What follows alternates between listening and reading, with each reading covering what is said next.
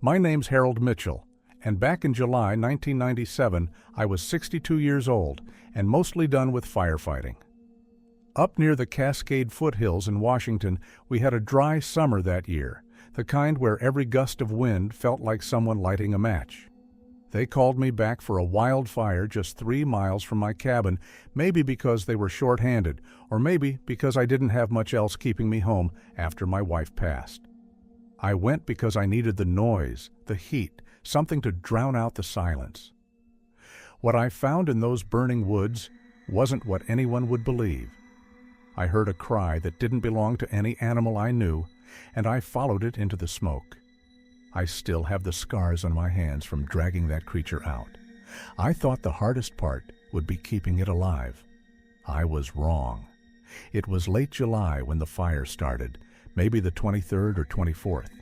The wind had been building for days, hot and relentless, pulling moisture from every living thing. I remember the dispatcher's voice crackling over the radio, asking if I could help with containment lines near Miller Creek. My hands were steadier back then, and I figured a few days in the field would do me good. The cabin felt too big without Ellen, too quiet, and the work would give me something to focus on, besides empty rooms and unanswered questions. I drove my truck up the logging road, past the ranger station, and into the dense pine forest that climbs toward the foothills.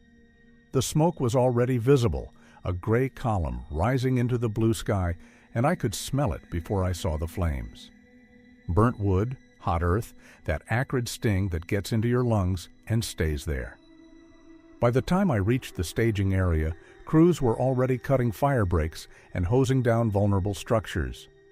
A few guys I knew from my years in the service nodded at me, handed me a radio and a water tank. The fire itself wasn't massive yet, maybe 50 acres, but it was spreading fast. The underbrush was tinder dry, and every time the wind gusted, sparks jumped the containment lines.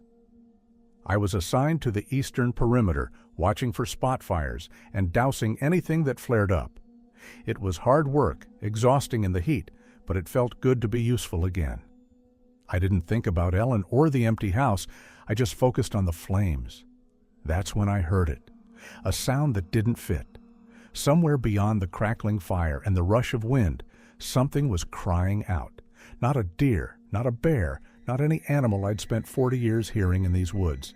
It was almost human, but deeper, more guttural, like pain filtered through something ancient. The sound raised the hair on my neck, and I stopped moving. My heart pounded in my chest, and for a moment I considered walking away. But I couldn't. Something in that cry sounded desperate, and I've never been good at ignoring desperation. I grabbed my water tank and pushed into the smoke, following the sound deeper into the burning forest. The heat was brutal, and visibility dropped to almost nothing. I could barely see 10 feet ahead, but I kept moving, guided by that strange, keening wail. My boots crunched on blackened earth, and embers swirled around me like fireflies. I should have turned back. Every instinct told me to retreat to safety, but I didn't. The smoke cleared for just a moment, and that's when I saw it. A dark shape, low to the ground, maybe 30 yards ahead. At first, I thought it was a fallen log or a boulder, something the fire had revealed. But then it moved, and my breath caught in my throat. It was large, too large to be a deer or a cougar, and it was crouched over something smaller. The heat shimmered in waves, distorting the air, but I could make out thick, dark fur and a massive frame hunched in what looked like protection or mourning. I moved closer, my hand shaking on the water tank. The creature didn't turn toward me, didn't acknowledge my presence. It was focused entirely on the smaller form. Beneath it, and as I got nearer, I realized what I was looking at. A mother badly burned, her fur singed and blackened. She wasn't moving anymore. And beneath her, crying out in small, pitiful sounds, was a cub. It couldn't have been more than a few months old, its fur matted with soot and ash, its eyes wide with terror. I didn't think, I just acted. I set down the water tank and moved toward the cub, keeping my movements slow and steady. The mother was gone. I could see that clearly now. Her chest didn't rise or fall, and her eyes stared blankly into the smoke. But the cub was alive, trembling and crying, and I couldn't leave it there to burn. I reached out and scooped it into my arms, feeling its small body shake against my chest. It was heavier than I expected, maybe 20 pounds, and its fur felt coarse and warm. The cub didn't fight me. It just clung to my jacket, making those strange, mewling sounds that tore at something deep inside me. I turned and stumbled back through the smoke, my lungs burning, my eyes streaming with tears from the heat and the fumes. I don't remember much of the walk back, just the weight of the creature in my arms and the overwhelming need to get it to safety. When I finally broke through the smoke and into clearer air, I collapsed against a tree, gasping for breath. I looked down at the cub, really looked at it for the first time. Its face was almost human, with large, dark eyes and a flat nose. Its hands had fingers, not paws, and they gripped my jacket with surprising strength. I didn't know what it was, not really, but somewhere in the back of my mind, a word formed. Bigfoot. I pushed it away immediately, told myself I was seeing things, that the smoke had gotten to me. But the creature in my arms was real, warm and breathing, and I had no idea what to do with it.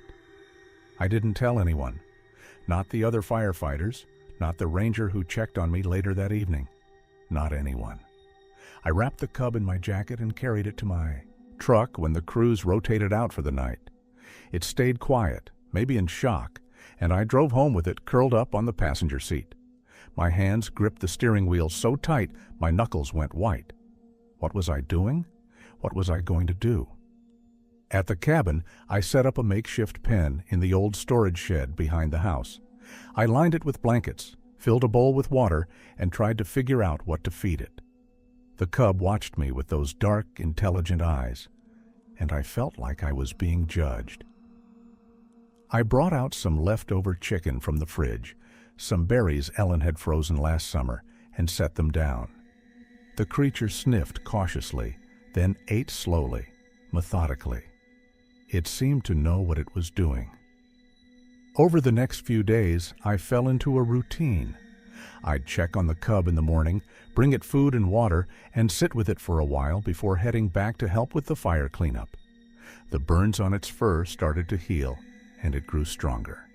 I started calling it Kid, not thinking much about the name, just needing something to say when I talked to it. And I did talk to it more than I'd talked to anyone since Ellen died. I told it about the fire, about my wife, about the quiet that had taken over my life. The kid just listened, watching me with those eyes that seemed far too knowing. I knew it couldn't stay hidden forever. It was growing fast, gaining weight and height with every passing week. But I couldn't bring myself to let it go, not yet. It needed me, and if I'm being honest, I needed it too. The cabin didn't feel so empty with something alive in the shed, something that depended on me. I was careful, though. I kept the curtains drawn when I went out to feed it, and I only visited after dark. The last thing I needed was a neighbor seeing me with a creature that shouldn't exist. Weeks turned into months, and the kid grew bigger. By autumn, it was nearly 4 feet tall, and I had to reinforce the pen to keep it secure.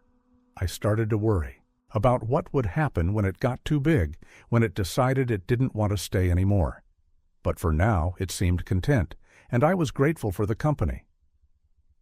The first time the kid wandered off, I panicked. It was early November, and I'd gone out to the shed to find the door open and the pen empty. My heart hammered in my chest as I searched the property, calling out softly into the darkness. I found it near the tree line, standing perfectly still and staring into the forest. It turned when I approached, and for a moment I thought it might run. But it didn't. It just looked at me, then back at the trees, as if weighing something I couldn't understand. I coaxed it back to the shed that night, but I knew things were changing. The kid was getting restless, and I couldn't blame it. This wasn't its home, and I wasn't its mother. Over the next few weeks, it started leaving more often, always at night, always heading into the forest. But it would come back before dawn, slipping into the shed like a shadow. I'd find it curled up in the blankets, sleeping peacefully, and I'd feel a strange mix of relief and sadness. By winter, the pattern was set. The kid would leave at dusk and return before sunrise. I'd leave food out, and it would be gone by morning. Sometimes I'd hear sounds in the woods at night, low whoops and calls that didn't match any animal I knew. I wondered if there were others out there, if the kid was finding its own kind. The thought should have comforted me, but instead, it made me feel more alone. I started to think about what I'd done, saving this creature from the fire. Had I done the right thing? Should I have left it there, let nature take its course? But every time I saw the kid, healthy and strong, I knew I couldn't have walked away. It was alive because of me, and that had to mean something.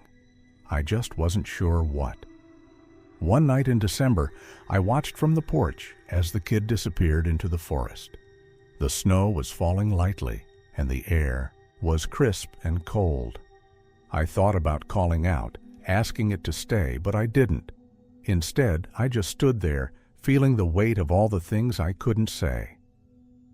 The kid paused at the edge of the trees, looked back at me for a long moment, then vanished into the darkness. I went inside, made a cup of coffee, and tried not to think about whether it would come back. It always had before. But I knew, deep down, that one day it wouldn't, and I'd have to accept that. Now it's 2022, and I'm sitting in this same cabin, trying to remember things that feel like they happened to someone else. The Alzheimer's started 2 years ago. Little things at first, forgetting where I put my keys, losing track of conversations. But it's gotten worse. Some days I can't remember what I had for breakfast. Other days I can't remember Ellen's face, and that terrifies me more than anything. The cancer diagnosis came 6 months ago, stage 4, and the doctors said there wasn't much they could do. I've got maybe a year if I'm lucky, less if I'm not. But I remember the kid.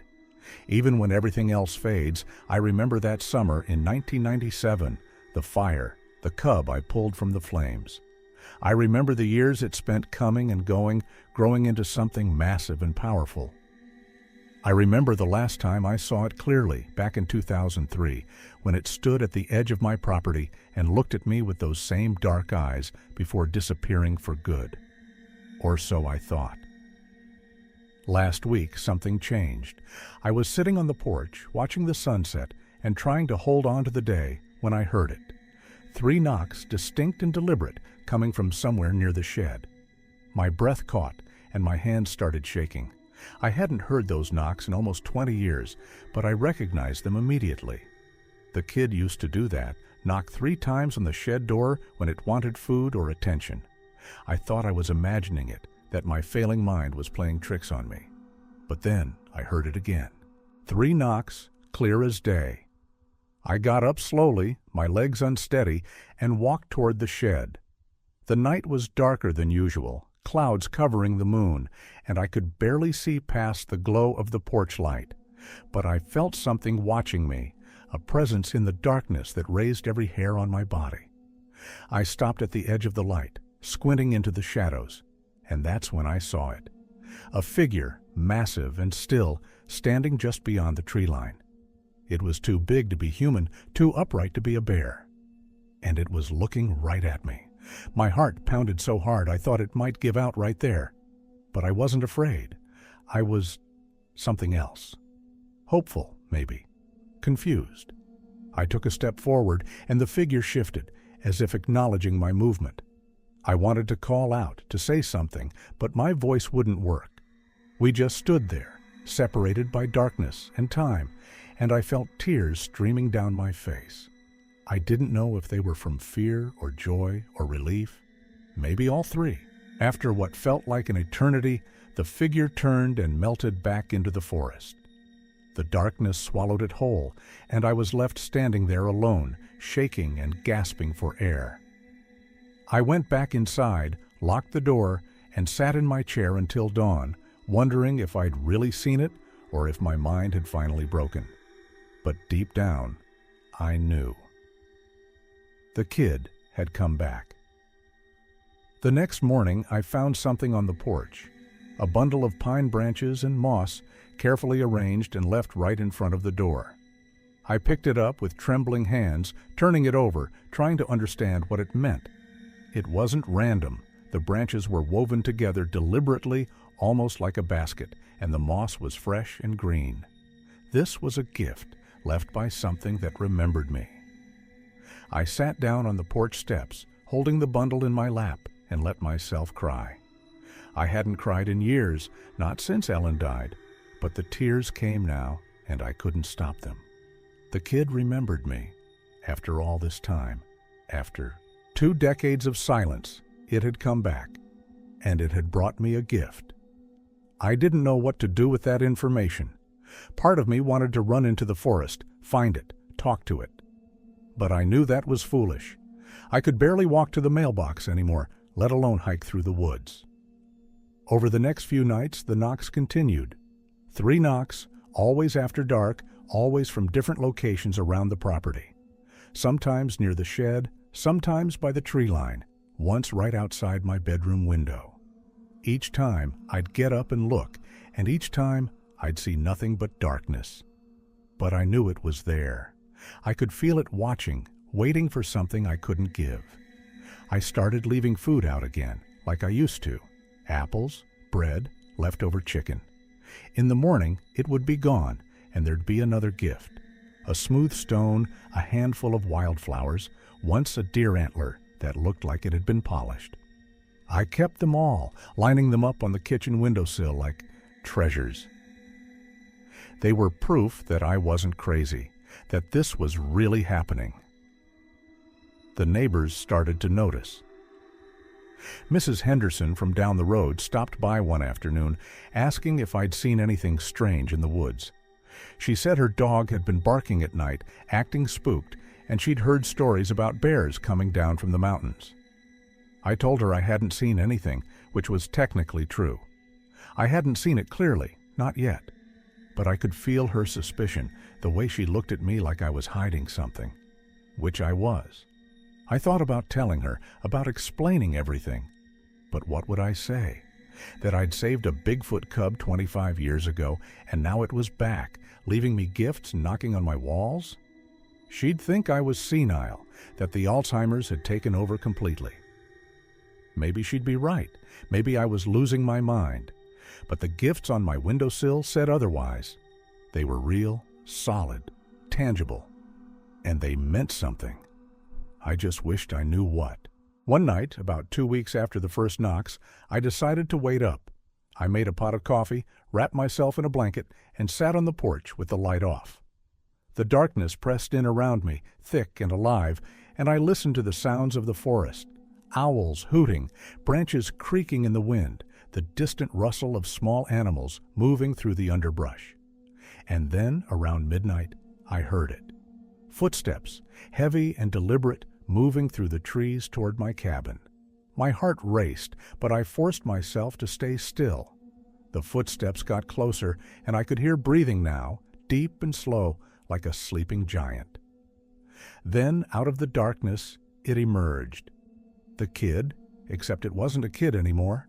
It was massive, easily 8 feet tall, with shoulders as wide as a doorframe.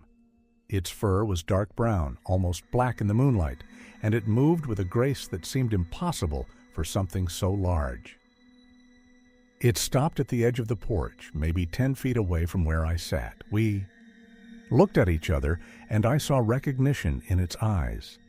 The same eyes I'd looked into 25 years ago when I pulled it from the fire. The same intelligence, the same depth. Only now there was something else there too. Gratitude, maybe, or understanding. I couldn't speak. My throat was too tight, and my hands were shaking too hard.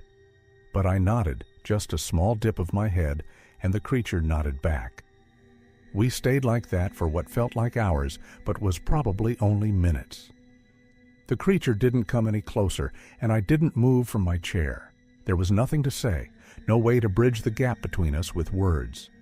But there was an understanding, a silent acknowledgement of what we'd shared. I'd saved its life, and it had come back to remember that, to thank me in its own way. Finally, it turned and walked back into the forest, moving so quietly I could barely hear its footsteps.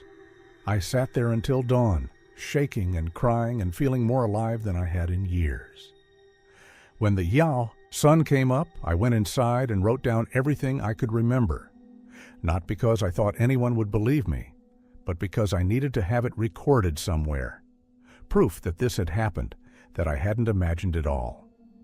I've always been careful about the word Bigfoot. It sounds ridiculous, like something from a tabloid or a bad movie, but that's what it was. That's what I saved, and that's what came back to find me. I can say it now without feeling foolish. Bigfoot. The creature I'd kept hidden for so many years, the secret I'd carried alone. And now it was back, and I didn't know if I should be grateful or terrified. Maybe both. The visits became more regular after that night. Not every night, but often enough that I started to expect them. I'd hear the 3 knocks, and I'd go outside, and sometimes I'd see it standing at the tree line. Other times, I'd just find a gift. The creature seemed to understand that I was sick, that I couldn't move the way I used to. It never came too close, never demanded anything. It just visited, like an old friend checking in. I started talking to it even when I couldn't see it. I'd sit on the porch and tell it about my day, about the memories I was losing, about Ellen and the life we'd built here. I don't know if it understood my words, but it seemed to listen. Sometimes I'd hear a soft huff or a low rumble from the darkness like it was responding. And that was enough. The cancer was getting worse. The pain was constant now, and the medication made me foggy and confused. There were days when I couldn't remember why I was sitting outside or who I was waiting for. But then I'd hear the knocks, and everything would come rushing back. The kid, the fire, the years of secret companionship. It anchored me, gave me something to hold on to when everything else was slipping away. One evening in late October, I found a piece of fur on the porch. It was thick and coarse, dark brown, and clearly from the creature. I picked it up and held it to my face, breathing in the smell of forest and earth and something wild. This was different from the other gifts. This was personal, a part of itself that it had left behind. I didn't know what it meant, but I kept it close, tucking it into my shirt pocket where I could feel it against my chest. That night, the creature came closer than ever before. It walked right up to the porch steps, and for the first time, I could see it clearly in the moonlight. Its face was weathered and scarred, probably from years of surviving in the wild. But its eyes were gentle, and when it looked at me, I saw something I hadn't expected. Compassion. This creature, this Bigfoot I'd saved so long ago, understood what I was going through. It knew I was dying, and it had come back to be with me. I reached out my hand, shaking and weak, and the creature leaned forward just slightly. Not enough to touch, but enough to show that it wanted to. We stayed like that for a long moment, separated by inches and species and the weight of all the years between us. Then it stepped back, gave me one last long look, and disappeared into the night. I sat on the porch until the cold drove me inside, clutching the piece of fur and wondering how much time I had left. How many more visits, how many more chances to say goodbye. It's been 3 months since that night, and I'm still here. Barely.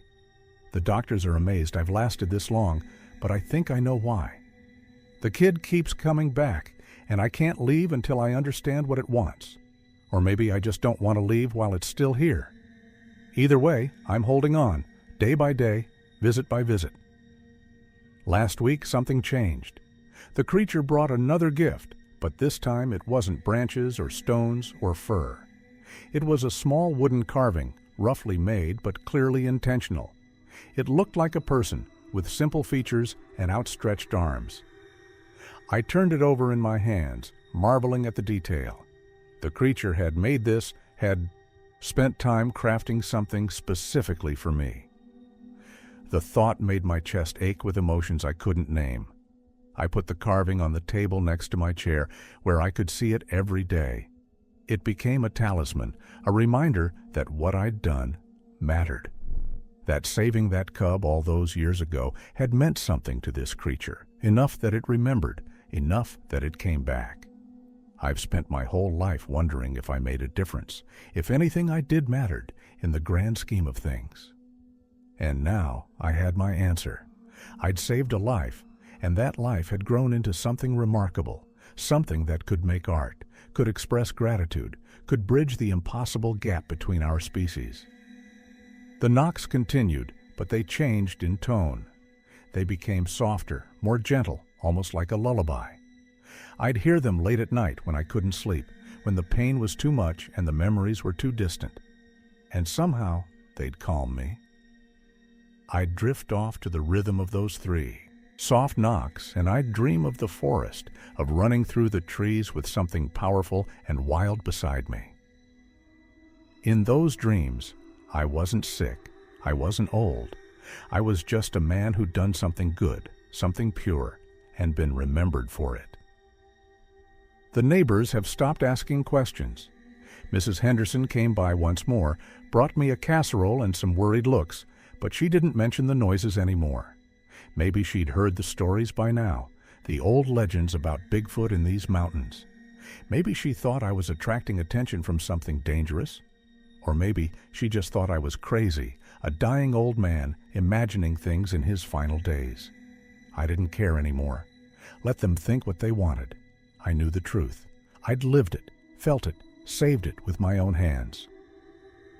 I talk to the creature every night now, even when it's not there. I tell it everything I can remember about my life, about Ellen, about the fire and the years we spent together in secret. I want it to know who I was before the sickness took it all away. And I think it listens. I really do. 2 nights ago, the creature did something it had never done before. It came right up to my window, the one next to my bed, and pressed its massive hand against the glass. I was lying there, half asleep, when I heard a soft tap. I opened my eyes, and there it was, backlit by moonlight, its hand splayed across the window like it was reaching for me. I couldn't move. I could barely breathe. But I lifted my own hand and pressed it against the glass from my side, matching the creature's gesture. We stayed like that for a long time, hand to hand with only a thin pane of glass between us. I could see the details of its palm, the deep lines and calluses, the thick fingers that could probably crush my skull but were so gentle against the window. I could see my own reflection in the glass, old and withered and small, and I thought about how far we'd both come. From that moment in the fire when it was small and helpless and I was strong enough to save it, to now when I was the one who needed saving and it was powerful enough to do it. When it finally pulled its hand away, I felt the loss like a physical thing.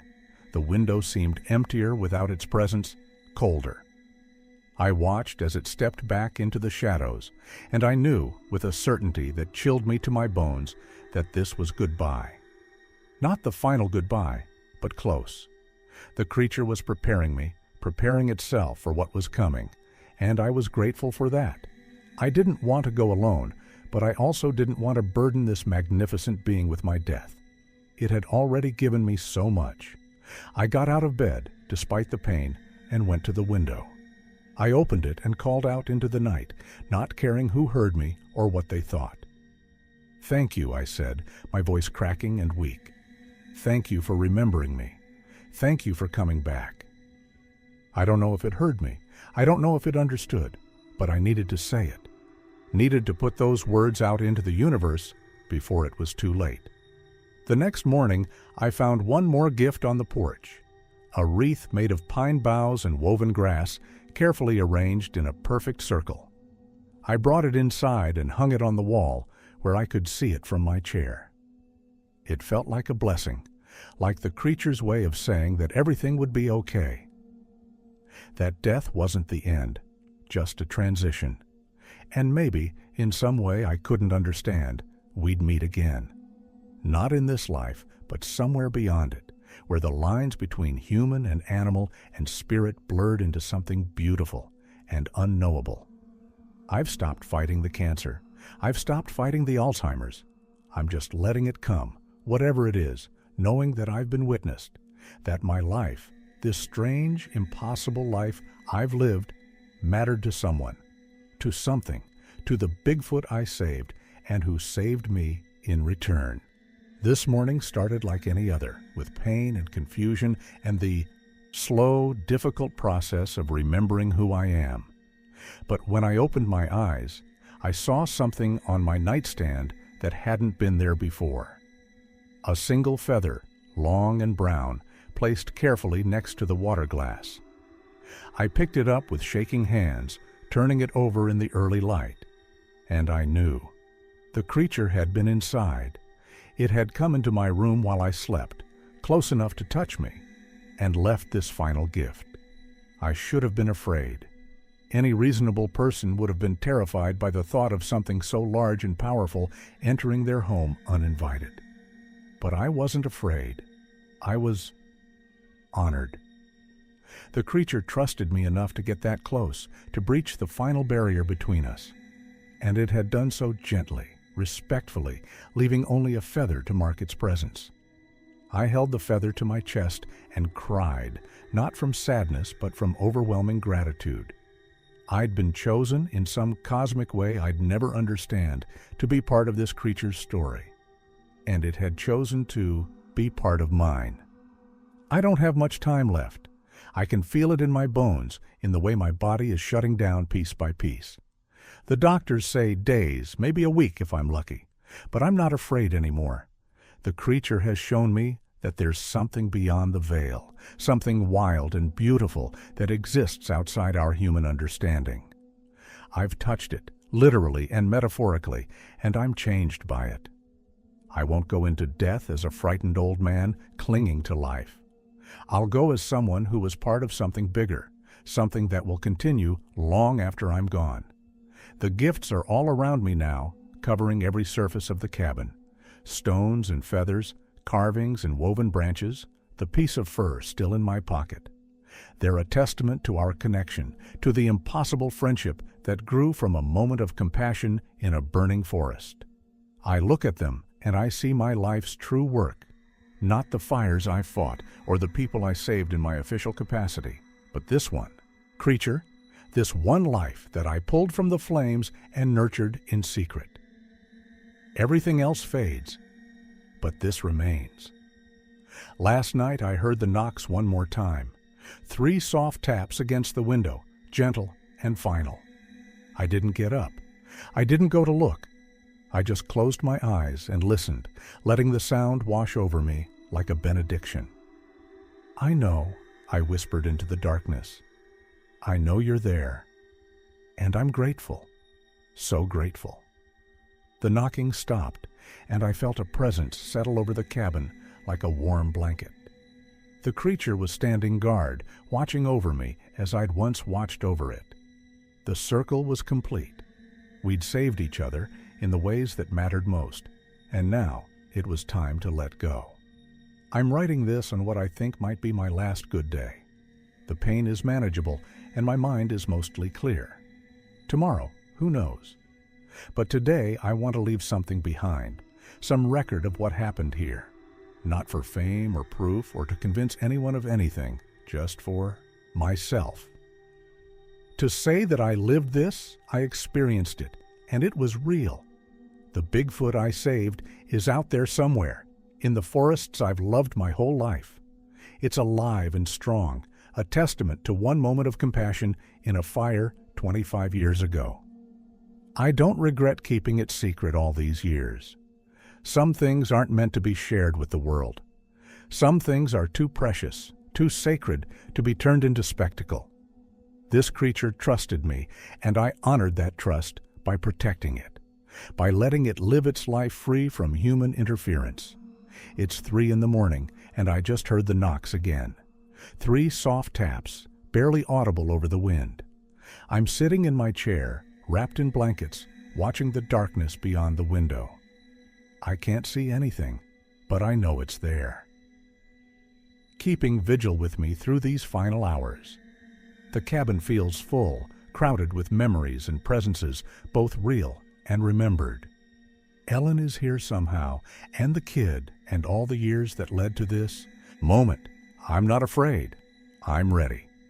And when I close my eyes for the last time, I'll do so knowing that I mattered, that I saved something beautiful and wild and impossible, that I knew Bigfoot, not as a monster or a myth, but as a living, breathing soul that remembered kindness.